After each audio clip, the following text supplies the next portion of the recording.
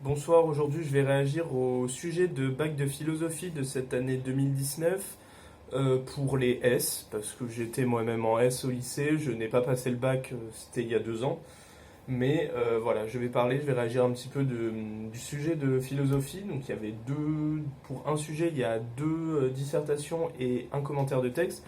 Juste vite fait avant de commencer, à la base je m'étais trompé, j'avais regardé les L, et les sujets de dissert ont l'air géniaux. Enfin, genre, vraiment, je les trouve super bien. C'était est-il possible d'échapper au temps? Bon, c'est un truc ultra bateau, je pense. C'est fait très très bateau. Mais c'est peut-être pas forcément facile du coup à traiter, mais c'est un sujet intéressant où tu peux trouver pas mal de choses, je pense. Comme ça, sans, sans trop réfléchir, pour moi, échapper au temps. Ah, quoi que non. J'aurais peut-être pensé à Schopenhauer, pour le fait que, non, quoi que c'est peut-être plus le désir, etc. Mais bon, il y a des exemples, je pense, à trouver au niveau des. Il y avait, je crois que c'était Kierkegaard qui faisait un truc sur la vie, etc. et le temps. Bon, bref, on s'en fout. Il y avait. Je sais plus exactement. Enfin, je sais pas, j'ai pas tous les trucs. Ah oui, et le deuxième sujet, c'était à quoi bon expliquer une œuvre d'art. Je pense qu'il y a moyen que j'aurais pris ça. Peut-être en pesant le pour et le contre avec l'autre, mais il y a moyen que j'aimais beaucoup les sujets sur l'art. Il y avait un texte de Hegel qui avait l'air pas trop dégueu sur les lois les lois de la nature, des choses comme ça. Je l'ai lu rapidement en vitesse, j'ai pas tout mémorisé, mais il avait pas l'air trop dégueu non plus. J'aimais bien. Voilà. ES, c'était la morale est-elle la meilleure des politiques? Ça fait un petit peu bateau. Donc là, on pourrait pas parler des sophistes, etc. Distinguer. Oh oui, oh, on a fait ça un peu cette année. C'était Machiavel qui séparait la morale et la politique. Oh, ça, je pense, que c'était un truc attendu. Enfin, je sais pas si je l'avais pas vu au lycée, mais faudrait que je sais pas, je sais pas te corriger là, mais Machiavel, ça c'était un truc clé, un truc classique, la séparation de la morale et de la politique pour justement améliorer la politique. Donc ça pourrait être un truc en mode non, c'est pas la meilleure des politiques, parce que justement il faut qu'elle se détache, et on pourrait parler au contraire des sophistes, etc., qui faisaient un peu politique orateur, mais que c'était des gros connards. Le travail divise-t-il les hommes? Ouais, là, plus parler de vraiment l'homme, etc. Bref, un texte de Leibniz, oh tiens, remarque sur la partie générale des principes de Descartes, bon, je vais pas le lire. Et le bac S, qui vous concerne très très probablement, mais pas que. La pluralité des cultures fait-elle obstacle à l'unité du genre humain? J'aime vraiment beaucoup ça. J'ai pas trop réfléchi, mais je vais vous dire un peu ce que je pense, pas trop, enfin ce que j'aurais pensé, je pense. Reconnaître ses droits, est-ce renoncer à sa liberté? Ça aussi, c'est pas trop dégueu, mais je pense que j'aurais quand même pris le premier. Et le texte, c'était un texte de Freud, L'avenir d'une illusion, qui était pas trop mal, je trouvais. Alors, premier sujet, qu'est-ce que j'aurais dit? La pluralité des cultures fait-elle obstacle à l'unité du genre humain? Je pense qu'il y a vraiment beaucoup de choses à dire. Ça doit être peut-être quand même assez classique. Bon, en principe, les sujets qu'ils donnent, c'est des trucs quand même assez classiques où il y a quand même, ça appelle à la réflexion et à donner des idées. Euh, Quand on dit ça, déjà, je crois qu'il faut questionner, enfin, il faut définir les trucs les termes du sujet peut-être, mais j'aurais déjà questionné l'unité du genre humain. Je sais pas, on dit une unité, je sais pas, moi, une unité du genre humain, moi déjà, j'aurais déjà été en mode, mais qu'est-ce que c'est quoi pour toi un genre humain uni et la pluralité et du coup, l'unité, ça voudrait dire que l'unité du genre humain n'est pas trop caractérisée par la pluralité des cultures. Donc diversité n'implique pas unité. Au sens sémantique, c'est logique, mais ça voudrait dire que la richesse apportée par les cultures, etc., rapprochées, au contraire, ça divise. Ça peut. euh, Déjà, en fait, pour moi, c'est pas la cause. Pour moi, la pluralité des cultures, c'est pas la cause, mais la non-unité du genre humain, les tensions, etc., c'est une conséquence. Enfin, je sais pas comment l'expliquer, mais c'est un peu comme on pourrait rassembler un peu, enfin rapprocher un peu comme euh, le, les- tout le rapport au racisme, etc. C'est quelque chose qui divise les humains, Mais pour moi, la pluralité des cultures, c'est pas ça la cause du racisme. Pour moi, déjà, le racisme, c'est quelque chose de pas bien et c'est lui la cause. Alors, ouais, pour moi, il a pas de responsabilité au niveau des gens qui en souffrent. Disons qu'il y a le racisme, il y a l'unité du genre humain et il y a la diversité culturelle. Pour moi, le racisme, on ne peut pas l'expliquer pas comme une conséquence de la diversité culturelle. Du coup, en gros, pour moi, la diversité culturelle, c'est pas une vraie cause justifiable du racisme, mais forcément, c'est à propos de ça. Mais c'est plutôt la question, c'est de dire que du coup c'est une cause, le racisme, par exemple, hein, ou toute autre chose, genre de xénophobie, etc. C'est une vraie cause de la non-unité du genre humain, mais c'est lui en fait le problème. Bon bref, c'est un exemple. Je sais pas si on peut donner ce style d'exemple, mais, mais si on devrait citer des, des auteurs, moi le premier truc qui me vient c'est Kant, quand il parle beaucoup de l'humain. De quand il parle de la métaphysique, etc. Enfin, mais ouais, moi je pense, parlé de Kant, peut-être en ayant plus de connaissances, parce que je m'en rappelle plus. Ouais, ouais, d'un côté, oui, voilà, c'est ça. Qu'est-ce que, oui, ouais, voilà, il n'y a pas grand-chose de plus à dire comme ça, mais du coup, c'est vraiment un sujet genre, sur la culture. euh, ouais, Ouais, et aussi questionner les différents types d'unités, parce que unité, c'est un peu comme être au théâtre, il y a différents types d'unités, et même dans la vie, enfin, unité, mais on peut rapprocher des gens et des choses par rapport à plein de facteurs. Et le genre humain uni, ça peut être déjà au niveau des cultures, etc., mais du coup non. Donc là, on peut dire que non, s'il y a des cultures différentes, elles ne peuvent pas être unies au niveau des cultures, mais aussi une unité, je sais pas, peut-être les ressemblances aussi, ou les caractéristiques, je sais pas, des êtres humains, euh, l'unité morale, enfin l'unité de tout le monde penser la même chose, une société très unie, enfin très uniforme, peut-être dans l'uniformité, etc. Voilà, et confronter la diversité culturelle à l'unité de l'être humain et de voir qu'au final, c'est totalement compatible et ça devrait être peut-être développé pour justement renforcer cette unité de l'être humain et le rendre encore plus fort ou plus intéressant. Enfin, je ne sais pas trop comment dire, transcender un peu le côté culturel de l'humain. Bref. C'est un truc où il faudrait, je pense, vraiment beaucoup expliquer et écrire les idées pour bien tout catégoriser et essayer de faire un plan. Mais globalement, le plan, ça pourrait dire, je sais pas, ouais, dire que si l'unité du genre humain, c'est quelque chose qui peut pas être altéré. Enfin, c'est vraiment un truc qui est, je sais pas trop quoi dire. Vous avez fait le sujet, de toute façon, ça sert à rien de vous faire un truc très précis. En plus, j'ai rien préparé parce que, enfin, pour moi, c'est un truc qu'on pense comme ça. Le deuxième sujet qui est aussi intéressant, mais peut-être, ouais, qui est aussi intéressant, reconnaître ses devoirs et se renoncer à sa liberté. Déjà, il y a vraiment l'opposition entre devoir et liberté, enfin, la potentielle opposition entre devoir et liberté, et reconnaître et renoncer. C'est vraiment les antithèses. Donc, je pense, moi, ça me fait penser à des trucs peut-être qu'on a déjà eu comme type de sujet. J'ai plus du tout ce qu'on a dit en tête. Mais du coup, ouais, il y a vraiment devoir, liberté et renoncer et reconnaître. Et aussi, tout est dans les verbes. Reconnaître, qu'est-ce que c'est?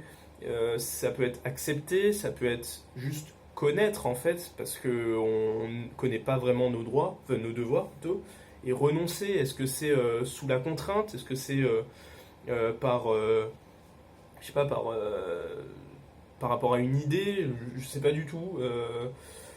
Est-ce que renoncer, ça peut avoir une connotation de perdre quelque chose alors qu'on voulait le garder, donc plutôt sous la contrainte, ou alors, je sais pas, qu'est-ce qu'un devoir aussi? J'ai pas. En gros, c'est est-ce que, au contraire, du coup, c'est un peu la contraposée du sujet. Est-ce que euh, avoir sa liberté, enfin avoir sa liberté, il parle de sa liberté, pas de la liberté. Avoir sa liberté, c'est ne pas respecter ses devoirs et justement, du coup, en reprenant les trucs du sujet, je sais pas si c'est bien de dire ça, mais genre, est-ce que avoir sa liberté, c'est renoncer, reconnaître ses devoirs? Je sais pas si. Je crois qu'il faut reformuler un peu le. Genre pour faire une problématique et tout. Euh, Parce que là, il y a vraiment, ouais, on parle de liberté, de devoir, de droit, de l'humain. Je sais pas, du coup, renoncer à ses devoirs, donc ne pas reconnaître ses devoirs, ce serait plus se mettre en danger au niveau politique, au niveau social.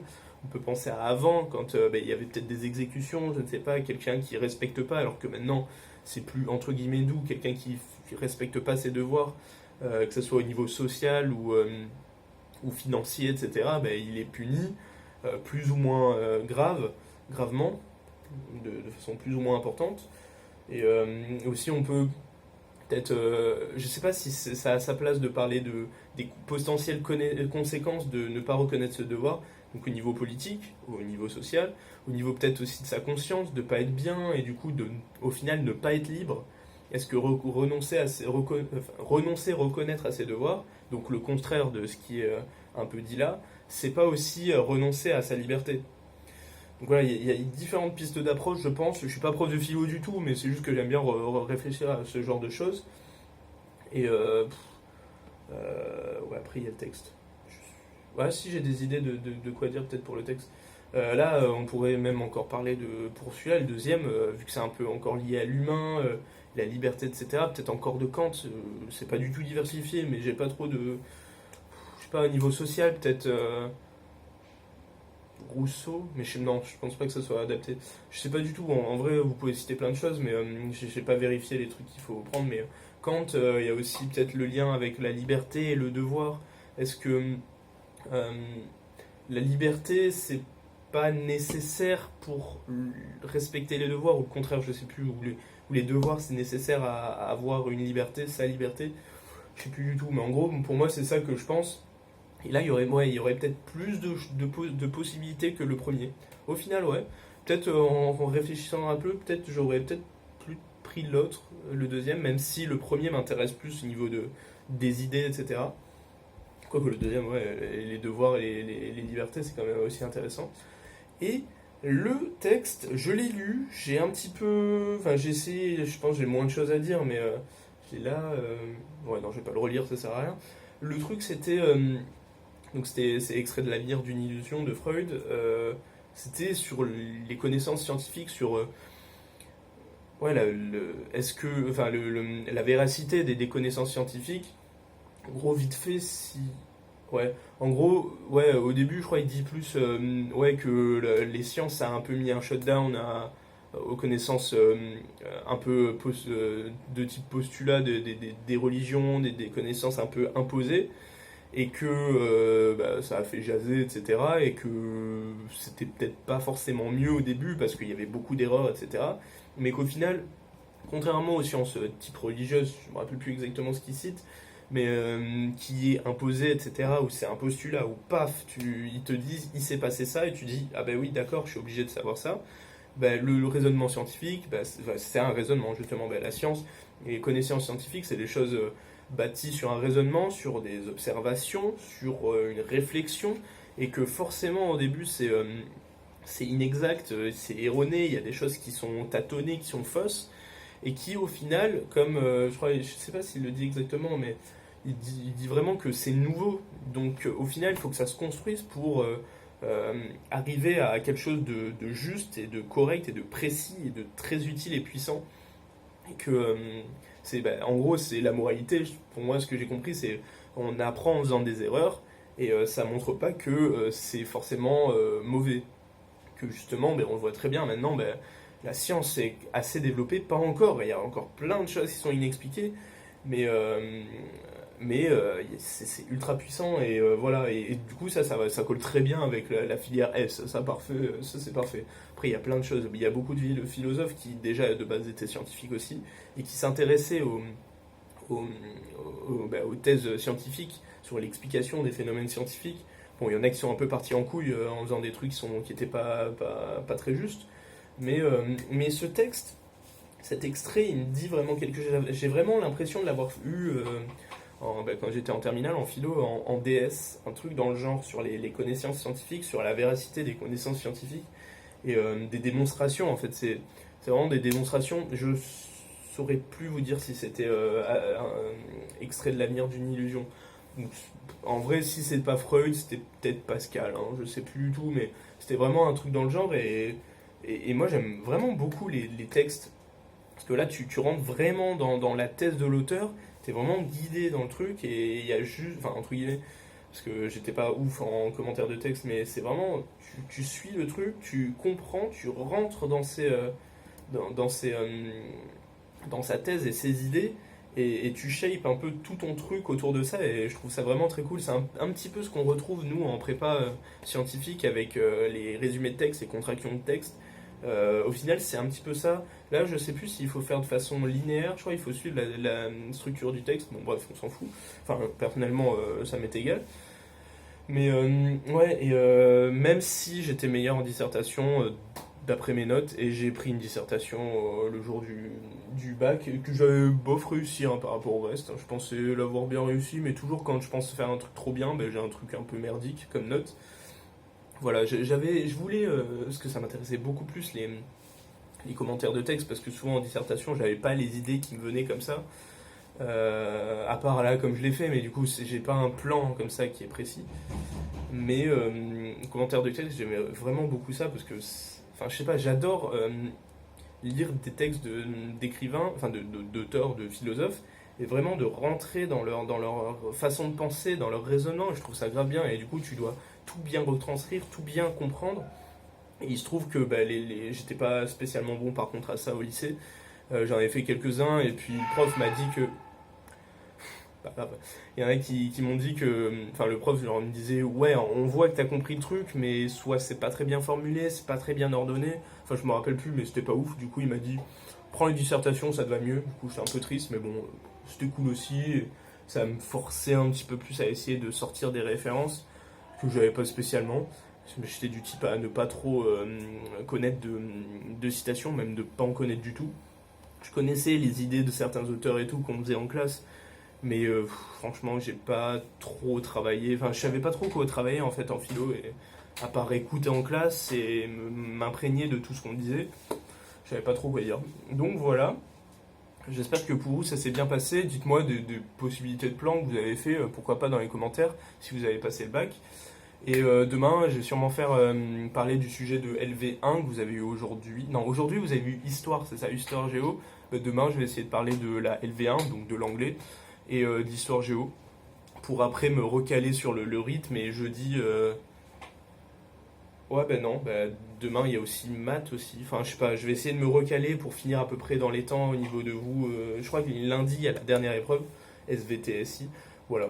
Bon, je vais essayer de vous faire une petite réaction sur ces épreuves. Dites-moi si ça vous plaît. Bon, je sais pas si c'est très utile, mais j'aime bien parler surtout au niveau des langues, parce qu'il y a plus à dire que les matières scientifiques. Matières scientifiques, ce sera plus du oh là là, il y a ça, oh youpi, c'est bien. Donc voilà, bonne soirée. Et si vous êtes en plein bac, ben, continuez, force à vous. C'est pas fini. Vous êtes à peu près à la moitié, là, je crois. Mais vous allez tout défoncer. Allez, travaillez bien. Ciao.